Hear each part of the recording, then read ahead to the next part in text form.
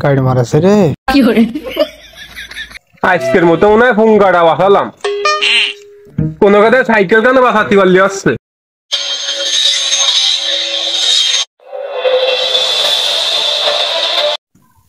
metre দেওয়া চাকরি শালা কোনো জাতি না কোনো জাতের মধ্যেই পড়ে না শালা যে এলাকায় পড়িছি আমি এই এলাকার বিটিরা যে ডেঞ্জারাস কোম্পানিতে গাড়িও একখান দেশে খালি চেন পড়ে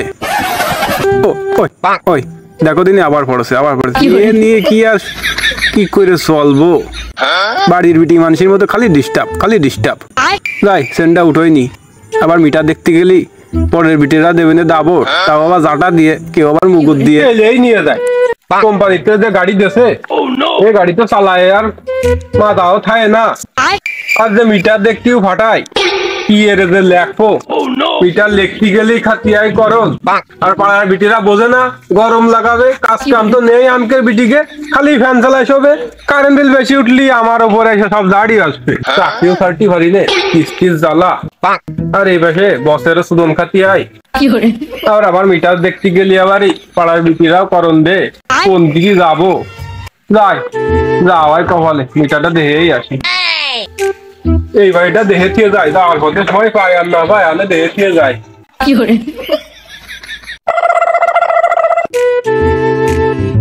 বাড়ি কি কেউ আছে মনে হচ্ছে কেউ নেই সুযোগে সৎ ব্যবহার করে দি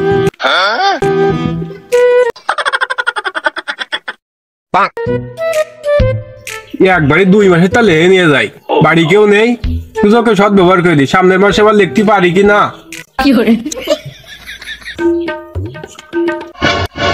ঘরের পিছনে কিডা রে গুড়গুড়ের কথা কচ্ছে এই রে বাড়িওয়ালা কি দরে ফেলবে নাই তাড়াতাড়ি লে পলাতে বে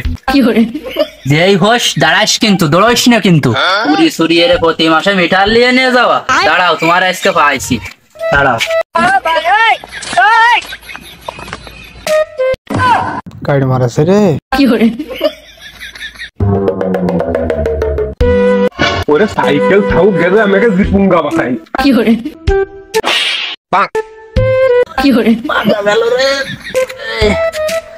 খালা তুই পলাই গেলি বলে বাইসে গেলি পরের মাসে আসিস কানে হাফ তোরে মুকুট দিয়ে তুই আনে দিয়ে নিয়ে যাওয়া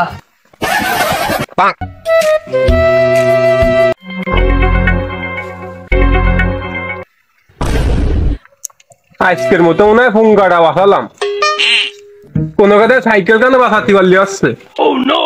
এ চাকরি আমি আর করবো না আমার দ্বারা সম্ভব না এই বাসায় বাড়ি খাওয়া তাতে বাড়ি খাওয়া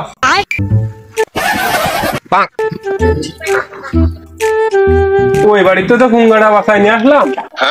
কোন কথা এই বাড়িতে মিটারটা দেখতে পারলে কেউ নেই শুধু মিটারটা দেখে আসি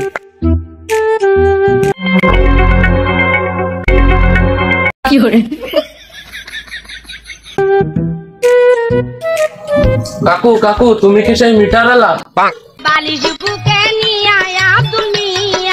হ্যাঁ বাপ আমি তো সেই মিটার আলা তোমাকে সেই মিটারটা তো খুঁজে পাচ্ছি না কোনে লাগানো ওই চলো আমার সাথে পিছনে রয়েছে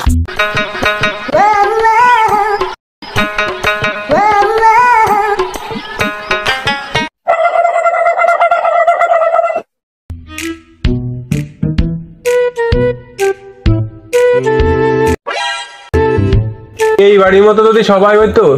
সব বাড়ি যদি বাইবের মতো একটা থাকতো তাহলে আমার এত কষ্ট হতো না মিটার লিখতে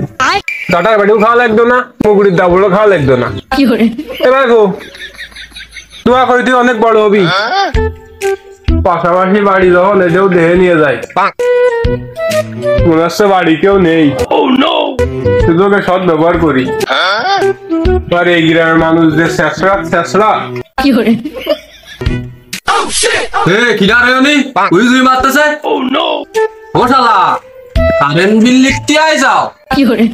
গত মাসে আমার 1300 টাকা বিল দেওয়া লাগেছে একটা বাল জ্বালায় তোমার একদিন কি আমার 10 দিন দাঁড়াও শালা দাটা কনে গেল রে আমার কি